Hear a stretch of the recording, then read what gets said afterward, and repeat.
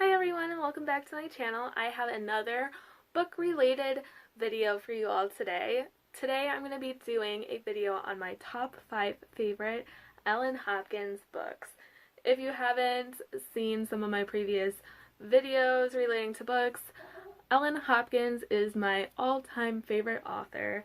I have been reading her books since early middle school, probably 6th grade. And I am 24 going on 25 in a few months now, so it's been quite some time that I've been in love with this author. Just to give you an idea of how much in love I am with this author, my entire first shelf of books is all Ellen Hopkins, and then she even goes down a little bit into my bottom shelf over here. And I don't plan to stop anytime soon. She's coming out with another book in October, and I am so very excited for that book to come out. I can't wait to read it. And then I believe, if I saw correctly, she has another book already planned to be released in the year 2021. So many books coming. I'm so excited. I can't wait to read them all. This part is just like a little side note. It's kind of funny. One of my friends thought it was funny, at least. Ellen Hopkins tends to come out with her books in October, like early October. Not all the time, but a lot of the time her books come out in early October. And my birthday is October 10th, and so her book releases fall really well with my birthday. So my birthday presents usually tend to be her newest release because her books come out for my birthday, so it's like a perfect birthday present. So anyways, that was just a little side story. But now we're going to get into my top 5 favorite Ellen Hopkins books. So I'm going to start with my number 5 favorite book. So we're going to go from 5 to 1, so my absolute favorite book last. So number 5 is Traffic. So I'm going to read like the little synopsis of the book or whatever. This is a sequel to her book Tricks, which I also have right here. So a lot of her books do that, where it's like one book and then she comes out with a sequel, and then sometimes there's like a third one that comes out. But Traffic is my 5th favorite book, so let's go on. So the little description of the book says, "What would you do to survive? Can one decision change your life forever?" In her best-selling novel, Tricks, Ellen Hopkins introduced us to 5 memorable characters tackling these enormous questions. Eden, the preacher's daughter who turns tricks in Vegas and is helped into a child prostitution rescue. Seth, the gay farm boy disowned by his father who finds himself without money or resources other than his own body. Whitney, the privileged kid coaxed into the life by a pimp and whose dreams are ruined in a heroin haze. Ginger, who runs away from home with her girlfriend and is arrested for soliciting an undercover cop, and Cody, whose gambling habit forces him into the life, but who is shot and left for dead. And now in Traffic, these 5 are faced with the toughest question of all: is there a way out? The way these 5 teenagers face the aftermath of their decisions and experiences is the soul of this story that exposes the dark, furious underbelly of the child trafficking trade. Heart-wrenching and hopeful, Traffic takes us on 5 separate but intertwined journeys through the painful challenges of recovery, rehabilitation, and renewal to forgiveness and love all the way home. So, most of Ellen Hopkins' books do focus on dark parts of life. So obviously this book is about drug addiction, rehab, sex trafficking, things of that nature. So it is a pretty dark book, but it is one of my favorites. I think she writes discussing these topics so well that even if you haven't experienced anything like this or you don't know anyone that is, you can relate to these characters. They are so relatable, and I think it also goes to show that this stuff can happen to anyone. Like, it doesn't matter if you're the perfect student. It doesn't matter if you're a straight A student. You're the perfect kid. You never do anything wrong. These things can happen to anyone. And I think that's really important for everyone to know, really. but I think these books are really important for young adult readers. Some people have questioned whether they should be considered young adult books. I think it's very important that they are, because these are things that teenagers are dealing with now, and these books give you hope for a future, and they also provide you a light with, like, in the beginning, like, if you don't take steps to change your actions now, this is what your life can end up like. And I think both of those things are very important. So this was number 5 on my list of favorite books by Ellen Hopkins. If you're interested in me doing a full book review on any of these books, please just let me know in the comments below. I would be very happy to do so.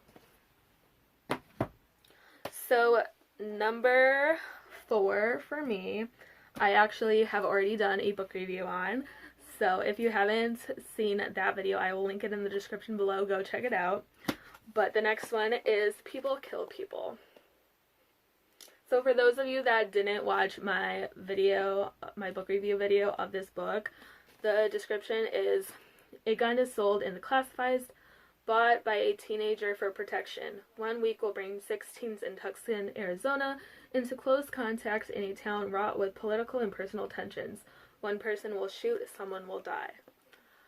So basically in this book you're following 6 teenagers, plus 1 supporting character teenager, and 2 of the teenagers also have a young son. So you're following basically all their lives, how they're intertwined, and like the description says, 1 person shoots a gun and someone dies.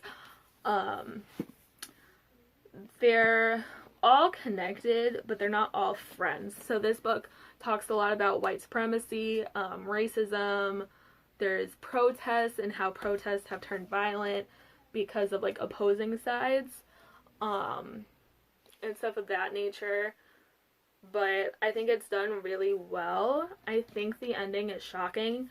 So I discussed this in my my review of this book video, was that halfway through the book, I had a prediction of who died, and I was correct in that prediction. I'm not going to say it in this video. I didn't say in the last video who it was, because I don't want to ruin it if you do plan to read this book. But I was correct in who I thought was going to die. But I was so shocked about who actually shot the character that died. Like, that part I didn't see coming. But it is real life. You see stories of this situation that happens in this book in the newspaper all the time. So I thought it was really well done.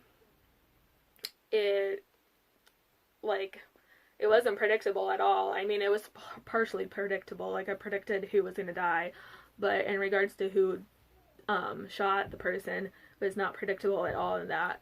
So yeah, I thought it was a really good book.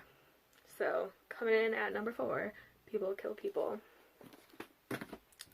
Coming in at number 3 is Crank.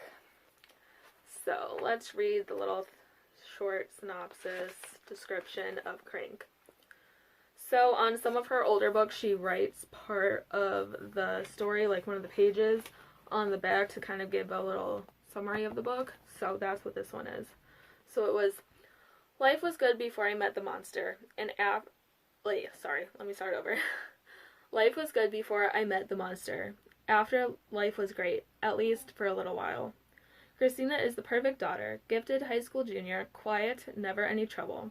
Then she meets the monster, Crank, and what begins as a wild ride turns into a struggle for her mind, her soul, her life. So this book is a lot about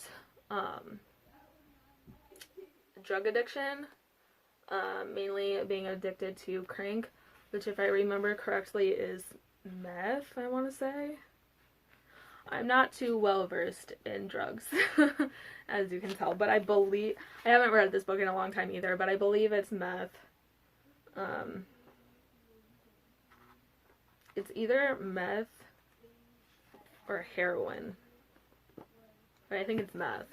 I might be wrong, it might be heroin, who knows. If you know, leave a comment below for those who are watching the video and don't know.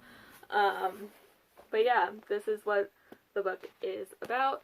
This book also has a sequel. I think it has 3 books that go with it. I think that this is only the first one, and then there's, and then there's Glass and Fallout. So it's a trilogy of 3 books.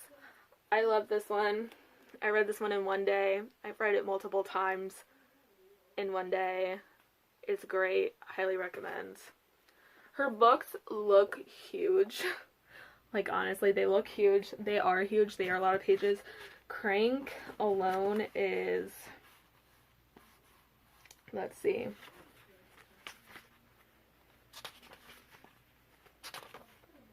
Crank is 537 pages. But the nice thing about these books is that Ellen Hopkins writes in verse, so in poem form. So they're easy reads. They're fast reads.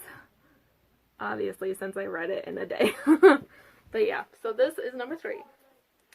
So coming in at number 2, we have Burned. So the back of this one says, I felt angry, frustrated. I felt I didn't belong. Not in my church, not in my home, not in my skin.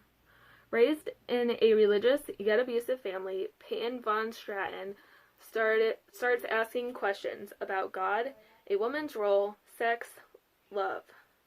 She experiences the first stringings of passion, but when her father catches her in a compromising position, events spiral out of control. Peyton is sent to live with an aunt in the wilds of Nevada to find salvation and redemption. What she finds instead is love and acceptance, until she realizes that her old demons will not let her go. So yeah, that's what this book is about. This book talks a lot about abuse in the family and the religion's role in that, and like what a woman's role is and all of that. It's about a teen exploring her sexuality and things of that nature. I don't remember a ton. I read this a long time ago too, so you can tell it has some dust on it. It's been a while. I will have to reread this one actually. But this one also has another book that goes with it. This one has a sequel, which is Smoke. It's right here. This one is also really good, but I do prefer the first one in this little series. And drum roll, please. Coming in at number 1 is Perfect. And as you can tell by the title, this book is perfect. It's my absolute favorite. I'm obsessed with this book. The first time I read this book, I read it as an ebook, and I was so obsessed with it that I wanted a hard copy of it. And I got that for a birthday. And as you may have seen in a previous video, not only did I get this book for my birthday, but I also got an autographed copy of it. Like, how amazing is that? I was so amazed. I like literally cried. This book is actually a sequel to Impulse, which is right here. But I like Perfect more than I like Impulse. I love Impulse, don't get me wrong. I love all of them, but I do like Perfect better. So the description of this says, perfect. How do you define a word without concrete meaning? To each his own, the saying goes. So I push to attain an ideal state of being that no 2 random people will agree is where you want to be. Faultless, finished, incomparable. People can never be these, and anyway, when did creating a flawless facade become a more vital goal than learning to love the person who lives inside your skin? The outside belongs to others. Only you should decide for you what is perfect. So this book actually goes into a lot of different things. It has been a while since I read it. Oh, there's another little description. Let's read this one too. Okay. Everyone has something, someone, somewhere else that they'd rather be. For 4 high school seniors, their goal of perfection are just as different as the paths they take to get there. Kara's parents' unrealistic expectations have already sent her twin brother Connor spiraling towards suicide. For her, perfect means rejecting their ideals to take a chance on a new kind of love. Kendra covets the perfect face and body, no matter what surgeries and drugs she needs to get them. To score his perfect home run on the field and off, Sean will sacrifice more than he can ever win back. and Andre realizes that to follow his heart and achieve his perfect performance, he'll be living a life his ancestors would never have understood. Everyone wants to be perfect, but when perfection loses its meaning, how far will you go? What would you give up to be perfect? A riveting and startling companion to the best-selling Impulse, Ellen Hopkins' Perfect exposes the harsh truths about what it takes to grow up and grow into our own skins, our own selves. So that was a lot better of a description, I think, than just the verse that's on the back. So yeah, it follows these different teenagers and them growing up and finding themselves. They lose things, they find their sexuality. All kinds of things are discussed in this book. This book helped me so much through high school, through finding my own sexuality, through growing up and finding myself. This book has helped me so much, and I love it dearly. If you haven't read this book, I highly recommend this book. If you don't read any other books by Ellen Hopkins, I highly suggest this one. One thing I love about Ellen Hopkins is that I feel like you can read one of her books that's in a series as a standalone book, and it will still make sense. Honestly, for a long time, I didn't even realize that this was a sequel to Impulse. I did find that out of like a year ago or so, but I read this book as a standalone. I mean, I read Impulse before I read this book, but not on purpose. I didn't even realize they went together. So that's one thing I really like about Ellen Hopkins' books, is that you can read one of the books out of sequence, and it still makes sense. It is really nice to read them in sequence and have that story continue, but you don't have to. So, if you don't read any other books by Ellen Hopkins and you only read one in your lifetime for some reason, read Perfect, because this is a 10 out of 10. This is a 1,000 out of 10 book. I cannot say enough good things about this book. So those are my top 5 favorite Ellen Hopkins books that she's ever come out with, because I pretty much own them all, and have read them all pretty much. So if you want a book review on any of the books that I talked about in this video, or any Ellen Hopkins books, to be honest with you, let me know in the comments below. I'd be happy to do that. Also, if there's any other books that I may have, or I might not have, I mean, if there's any books that you're really curious about, leave them in the comments below, and I might have them. If not, I can probably try to find them, and I can do a book review for you guys. So that's all I have for now, so I will see you guys later. Bye!